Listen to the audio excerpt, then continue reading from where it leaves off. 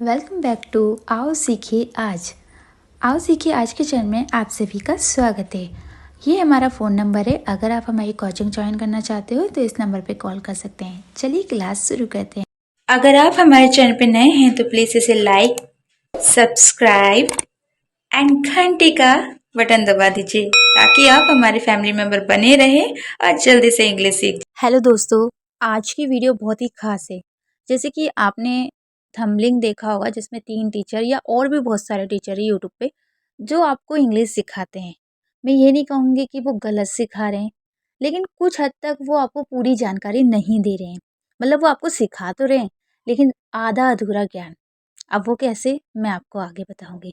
अगर आप ये पूरी वीडियो देखते हैं तो आपको समझ में आएगा कि क्या है चीज़ें जो आपको अभी तक किसी भी टीचर ने नहीं बताई है और वो आपको बताते भी नहीं हैं।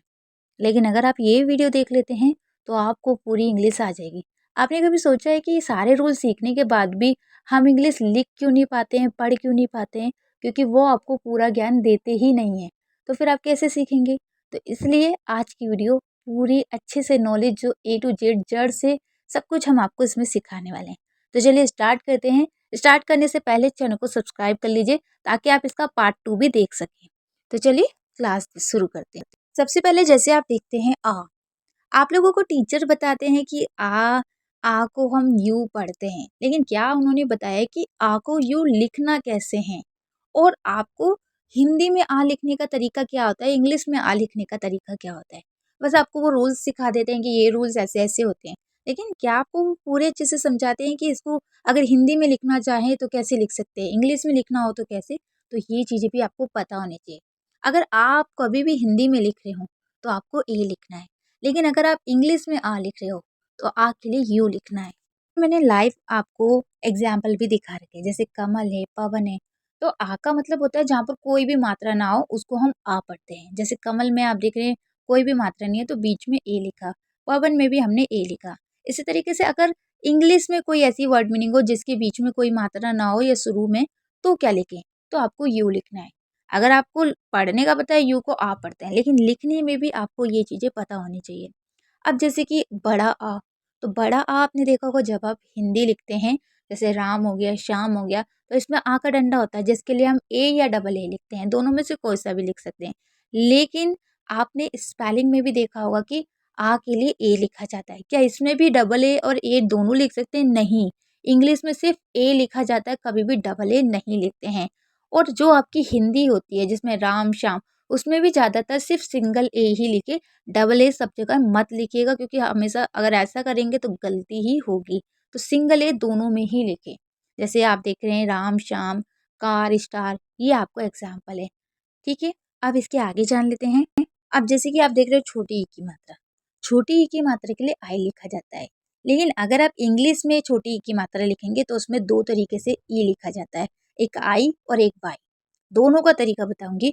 अगर आपको हिंदी में ई लिखना है तो आप आई लिख देंगे, जैसे किताब हो गया, सिलाई हो गई।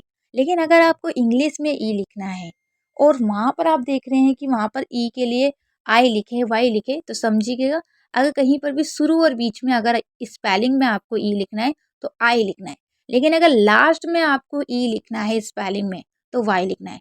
लेकिन सिर्फ स्पेलिंग में ही लास्ट में वाई लिख सकते हैं, हिंदी वाले नामों में नहीं। हिंदी नाम जैसे कि किताब हो गया, सिलाई होगी, तो ये हिंदी है, लेकिन कॉपी, पिन, ये सब इंग्लिश है। तो ये भी आपको पता होना चाहिए।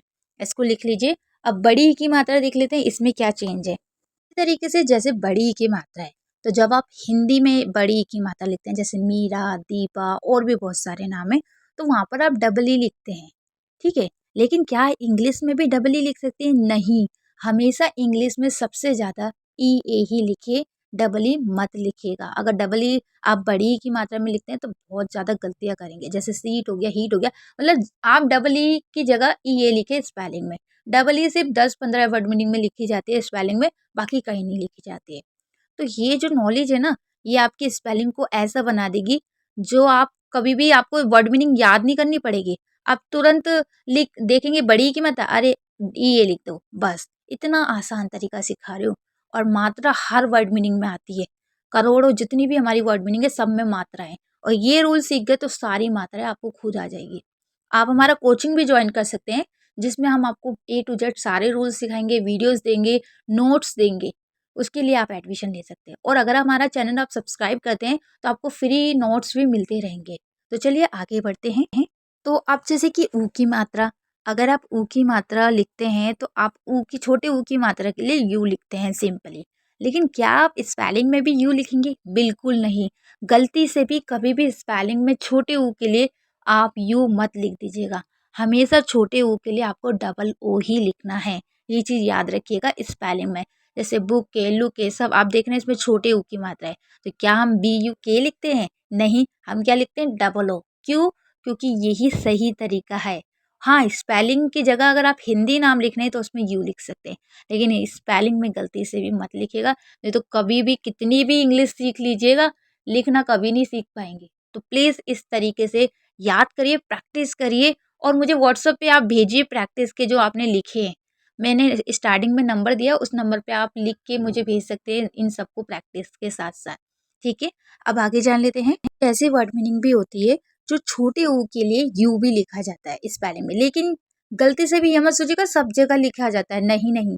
सिर्फ टोटल 4 वर्ड मीनिंग या 5 वर्ड मीनिंग होगी जिसमें यू लिखा जाएगा, वो मैंने आपको स्क्रीन पे दिखा दी, इसको नोट कर लीजिए।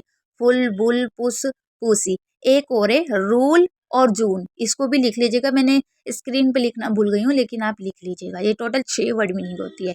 ये समझ में आया? अब आगे जान लेते हैं। अब जैसे बड़े ऊ की मात्रा है, तो बड़े ऊ की मात्रा के लिए हम डबल ओ लिखते हैं, लेकिन क्या हम बड़े ऊ की मात्रा के लिए स्पेलिंग में भी डबल ओ लिखें?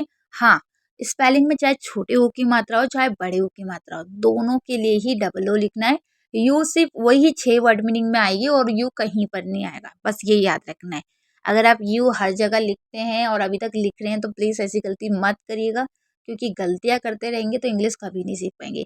अब मैं जानती हूँ कि जितने भी स्टूडेंट ये वीडियो देख रहे हैं, सबकी उम्र कम से कम 12वीं क्लास तो उन्होंने क्लियर कर ली होगी या उससे कम के होंगे, लेकिन अब आपकी उम्र है इंग्लिश अच्छे से सीख के आपको तरक्की करने के लिए, कुछ कोर्स करने के लिए, तो आप इसे जल्दी से इंग्लिश को सीखिए।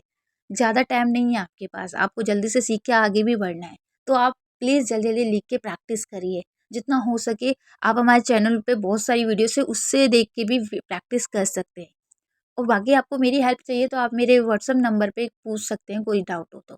ठीक है? चलिए आगे जा लेते हैं। अब जैसे कि ओ की मात्रा, ओ की मात्रा के लिए ओ लिखते हैं, लेकिन क्या ओ की मात्रा के लिए स्पेलिंग में भी ओ लिखते हैं? हाँ, ये बहुत ईज़ी है। चाहे छोटे ओ की मात्रा हो, मतलब छोटे ओ की मात्रा के लिए ओ ही लिखना है। चाहे आपका नाम हो या स्पेलिंग हो, दोनों में ही ओ लिखा जाता है। जैसे मोची हो गया, धोबी हो गया, बोट हो गया, कोट हो गया, तो ये क्या है? स्पेलिंग है। ये कोट है। कोट लॉन्ग, इसमें याद रखिएगा जब भी जल्दी से ओ आए, जैसे कि को, ओ, तो ही ओ लिखें। अगर धीरे से ओ आ रहा है ओ, तो उसके लिए ओ मत लिखिएगा। अभी आगे समझाऊंगी, इसको समझिए अच्छे से।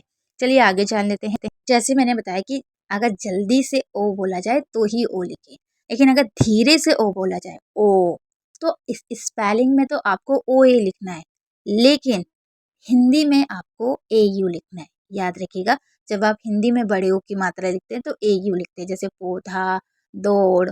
लेकिन अगर आप स्पेलिंग में बड़े ओ की मात्रा लिखना है जो धीरे से बोली जाती है, तो उसमें ओ ए लिखा जाता है। वहाँ पर आप ए यू नहीं लिख सकते हैं। हाँ, कुछ 5-6 वर्ड मीनिंग में लिखा जाता है, लेकिन ज़्यादातर ओ ए ही लिखा जाता है। और कोई डाउट हो तो प्लीज़ मुझे कमेंट में बताइएगा, मैं आपके आंसर ज़रूर दूँगी। चलिए अब आगे जान लेते हैं ए की मात्रा। जैसे आप देख रहे हैं ए की मात्रा के लिए अगर आप कोई नाम लिख रहे हैं या कोई हिंदी नाम लिख रहे हैं कुछ भी, तो वहाँ पर आपको ए के लिए ई लिखना है। लेकिन अगर आप कोई स्पेलिंग लिख रहे हैं तो वहाँ पर ए के लिए आपको ए भी लिखना है और ई भी लिखना है। अब आप कहेंगे हमें कैसे पता चलेगा कब ए लिखना है कभी? देखिए, जब भी जल्दी से ए बोला जाए तो ई लिखिए स्पेलिंग में, और अगर धीरे से ए बोला जाए तो ए के लिए ए लिखिएगा। इसको और अच्छे से जब तक आप प्रैक्टिस नहीं करेंगे जब तक समझ में नहीं आएगा। तो ज़्यादा से ज़्यादा प्रैक्टिस करिए। इसके बाद बड़े ए की मात्रा, अगर कभी भी आप किसी हिंदी नाम में बड़े ए की मात्रा लिखते हैं तो आप ए आई लिखते हैं, जो कि धीरे बोला जाता है। पैर, जे सी, तो वहाँ पर क्या लिखेंगे? ए आई। लेकिन क्या स्पेलिंग में भी सब जगह ए आई लिखा जाता है? नहीं। स्पेलिंग में एक रूल्स है कि अगर शुरू और बीच में बड़े ए की मात्रा है तो आप ए आई लिखेंगे, लेकिन अगर लास्ट में बड़े ए की मात्रा है जैसे पे, में, रे, तो वहाँ पर ए वाई लिखना है। तो ये चीज़ स्पेलिंग में है। हिंदी नामों में आप लास्ट में AY मत लिख दीजिएगा, ये सिर्फ स्पेलिंग में ही AY लिखा जाता है। तो ये याद रखिएगा। एक भी रूल्स अगर आप अच्छे से समझते नहीं है, वीडियो को पूरा नहीं देखते हैं, तो कभी भी कोई स्पेलिंग नहीं लिख पाएंगे, क्योंकि सारी नॉलेज के लिए आपको पूरी वीडियो आनी चाहिए, देखनी पड़ेगी, उसको लिखना पड़ेगा, उसको समझना पड़ेगा, तब आप ये चीज़ें सीख पाएंगे। बहुत से बच्चे कहते हैं कि मैम हमने वीडियोस देखी लेकिन हम लिख नहीं पाए। क्यों? क्योंकि आपने प्रैक्टिस नहीं करी। कोई भी चीज़ आप बिना प्रैक्टिस के नहीं सीख सकते हैं। जैसे अगर आप सिलाई सीखना चाहते हैं तो आपको सिलाई करनी पड़ेगी। अगर आप डॉक्टर बनना चाहते हैं तो आपको डॉक्टर का कोर्स सीखना पड़ेगा, पढ़ाई करनी पड़ेगी, तब जाके बनेंगे। ऐसे अगर आपको इंग्लिश सीखनी है तो आपको उसके लिए काम करना पड़ेगा, उसकी प्रैक्टिस करनी पड़ेगी। तो मैं चाहती हूँ कि आप इंग्लिश अच्छे से सीखें। मेरी शुभकामनाएँ आपके साथ है। प्लीज़ आप मेहनत करिए, थोड़ी-सी मेहनत आपके सपने पूरे कर सकती है। फिर मिलेंगे, वीडियो को प्लीज़ शेयर कीजिएगा ताकि सबके सपने पूरे हों, और ऐसे ही मिलते रहिएगा। उसके लिए आप हमारे चैनल को सब्सक्राइब कर लीजिए। Bye, good night, take care.